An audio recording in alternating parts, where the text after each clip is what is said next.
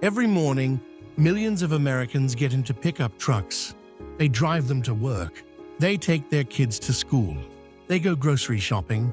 They sit in traffic. And sometimes they drive them home without ever putting anything in the truck bed. That raises a strange question. If you don't need to tow a trailer, haul construction materials, or drive across a muddy field, why buy a pickup truck at all? Because in America, a pickup truck has become much more than a vehicle. It's a symbol. The Ford F-Series has been America's best-selling vehicle for decades running. Not just the best-selling truck, the best-selling vehicle, period. Year after year, Americans choose a vehicle that's larger, heavier, and more expensive to run than a typical sedan. And here's the part that seems contradictory. A huge number of these trucks spend most of their lives doing something remarkably ordinary. They commute. They sit in suburban driveways. They wait in school pickup lines.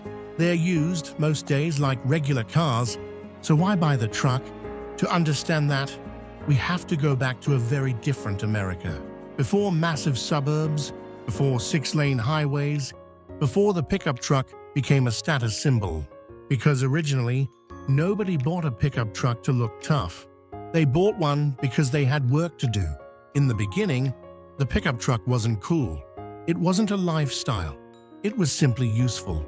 In the early 20th century, America was still a heavily agricultural country. Millions of people lived outside major cities. Farmers needed to move crops. Ranchers needed to carry tools. Small businesses needed to transport equipment. And the roads connecting these places were often rough, unpaved, and unreliable. A normal passenger car could get you from one place to another, but it wasn't designed to carry a load. So the basic idea behind the pickup truck was simple.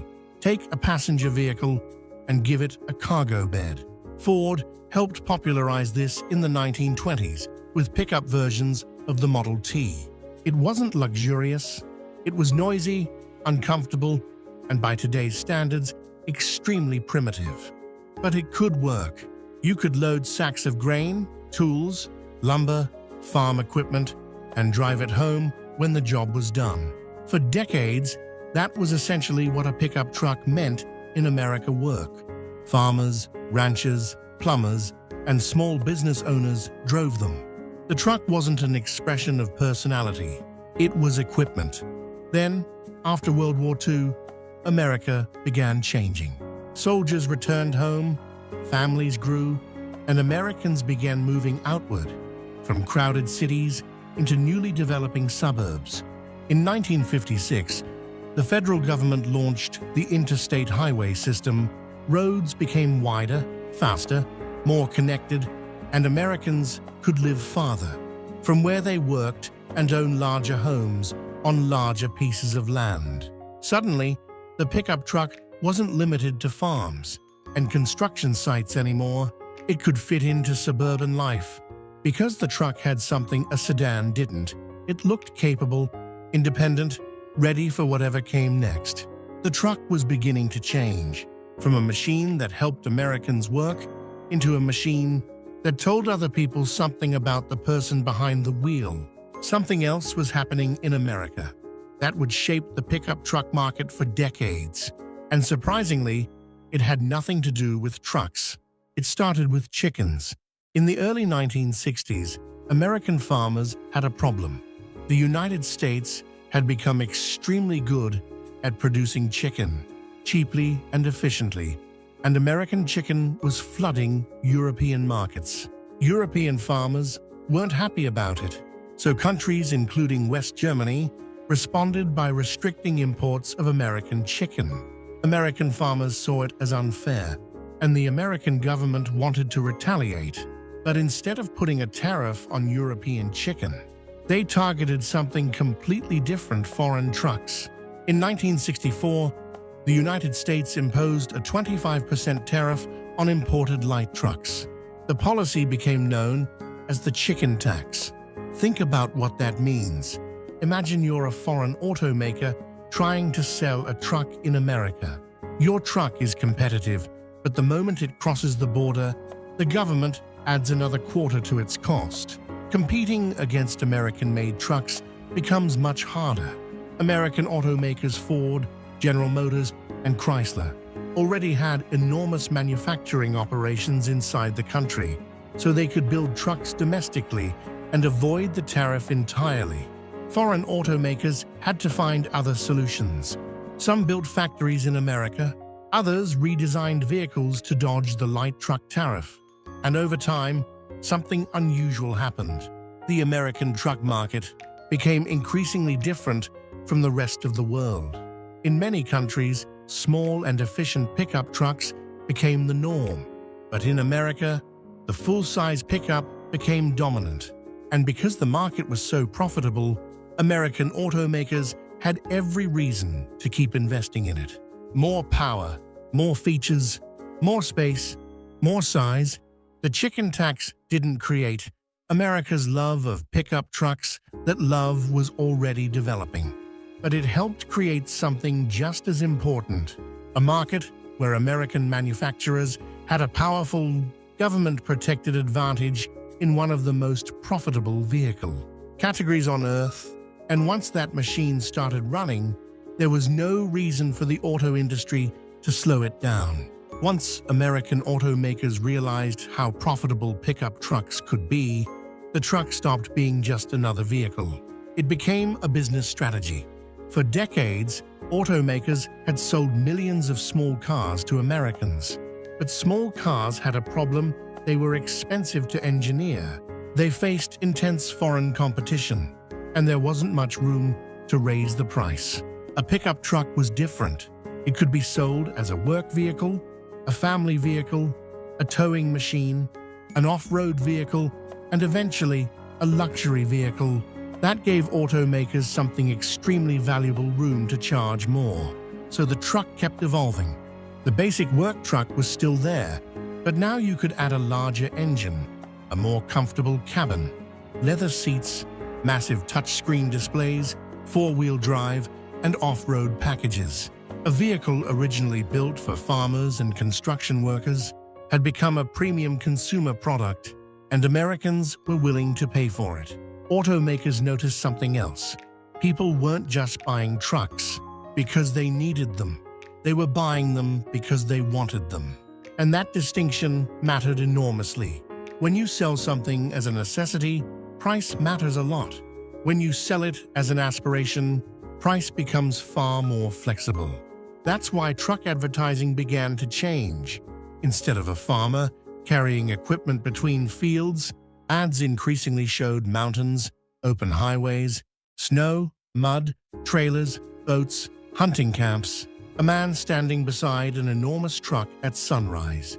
The message wasn't, "This truck can carry 2,000 pounds." The message was, "You are the kind of person who can handle anything." That was a far more powerful thing to sell, and it created a cycle. Trucks were profitable. So automakers invested heavily in them. More advertising made them more desirable. More demand made them even more profitable. Meanwhile, the humble sedan moved in the opposite direction, getting cheaper and more purely functional, while the truck became bigger, more comfortable, and more expensive. The pickup truck was no longer just something Americans used. It was becoming something Americans identified with. At some point, the pickup truck stopped being about what you actually needed to carry. It became about what you believed you might need to carry. Think about a typical pickup truck commercial. You rarely see someone driving through a crowded city on the way to work. Instead, a mountain, a dirt road, a storm, a trailer, a man standing beside his truck at sunrise, looking out over an enormous landscape. The truck is always ready for the storm, the wilderness, the job nobody else can handle. That's not an accident. Pickup truck advertising sells a very specific idea of American identity: independence, self-reliance, the ability to solve a problem without asking anyone for help. The truck isn't just saying, "You can carry this much." It's saying, "You are capable of handling whatever comes next." That connects to something much older than the automobile, the American mythology of the individual, who can survive on their own, the farmer working his land, the pioneer moving west. The pickup truck fits perfectly into that story. That's one reason the truck feels meaningful, even when its practical abilities are rarely used.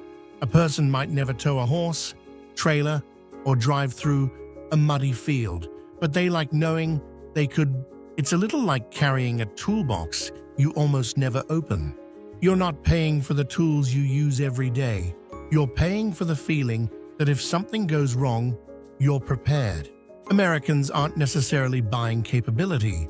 They're buying the option of capability, even if that option never gets used. There's another reason this works so well in America space. Millions of Americans live in places where large vehicles simply fit into everyday life.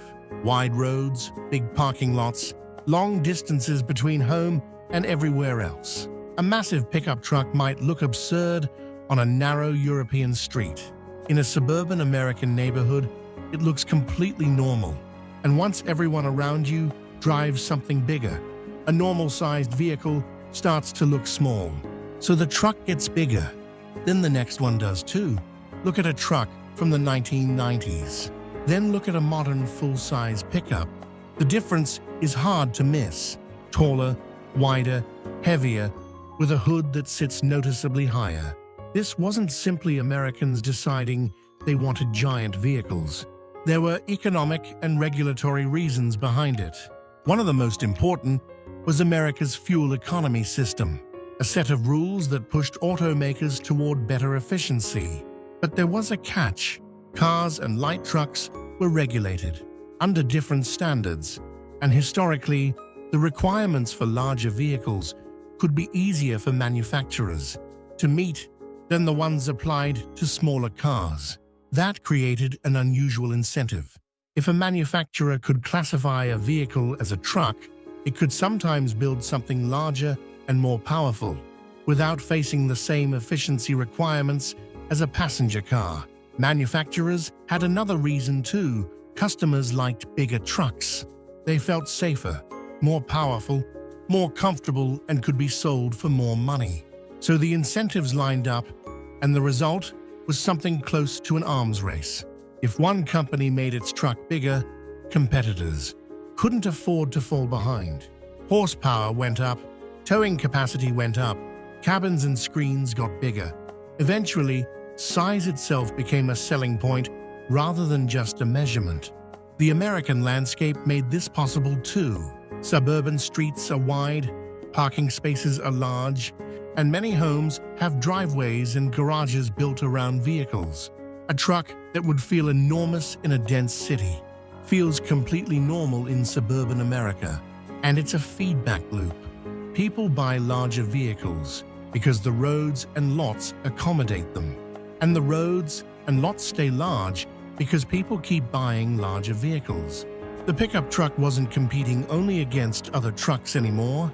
It was competing against the family SUV as American buyers moved away from traditional sedans toward the same basic formula: more space, more height, more presence. By the 2000s, the American pickup had become something remarkably different from the machine that first appeared on American farms. It was still a work tool, but it was also a family vehicle, a commuter vehicle, a luxury vehicle, and a symbol of personal identity all at once. And that's exactly why it became so difficult to replace.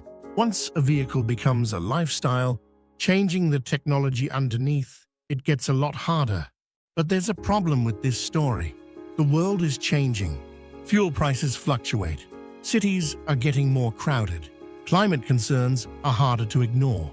And electric vehicles are forcing the auto industry to rethink what a truck is supposed to be. Ford introduced the F-150 Lightning.